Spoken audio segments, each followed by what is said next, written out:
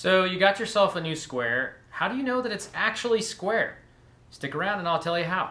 So the process for checking a square for square is not that complicated. You need a board with a straight edge, a pencil or a marking knife. You need the square. And if you don't have a straight edge on your board, you're going to need a plane to get it that way. I'm going to assume that this board is not square or not straight. And I can take a look at it to the light, and it's actually in pretty good shape. And what I'm going to do is I'm just going to put a mark there so I know that that's my true edge. We want to test the squareness of this square along the full length of the rule. So to do that, we want to extend it out as far as we can. But you want to make sure that you always have some of the rule sticking out or just totally flush with this face. If you get the edge of the rule inside the stock very far, you're going to change whether that is square or not. So it has to at least be flush with the opposite face. On a combination square, that looks something like this. You don't want this corner to drop below this 90. You want it to be either at that face or sticking out past the face. You don't want it to be inside the face like that. So we've got the end of our rule flush with the opposite face of the square, and we're only going to hold it by the stock. And we're going to pull that stock as tight as we can up against the reference edge. And we're going to take a very sharp pencil or a mechanical pencil. This is one of the reasons why I like a mechanical pencil, because it doesn't change diameter as it gets dull. And we're going to get it right up against the edge of that blade and make a line. Okay, so now we have our line, and our fence was here on this edge. So all we have to do is rotate the square to the other side and slide it up and compare. And sometimes that is really hard to see, so what I'll do is I'll slide it just past that first line and I'll mark it again.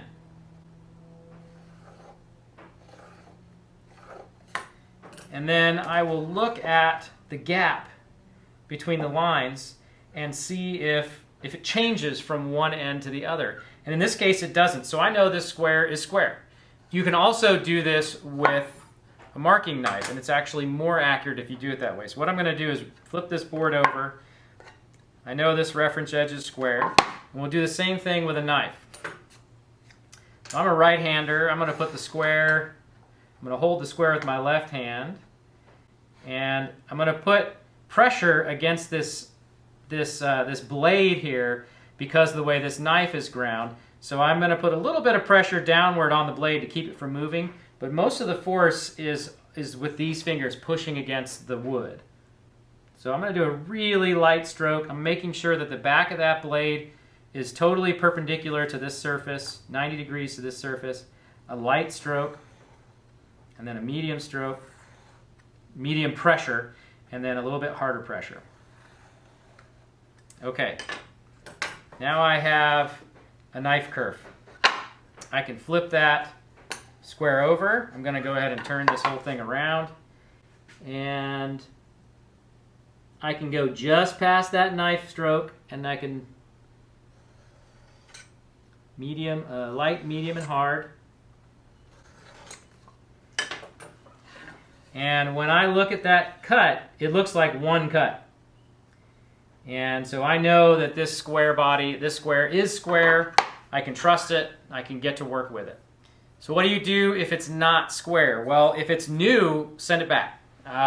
You either didn't buy a good quality square, or you got a fluke.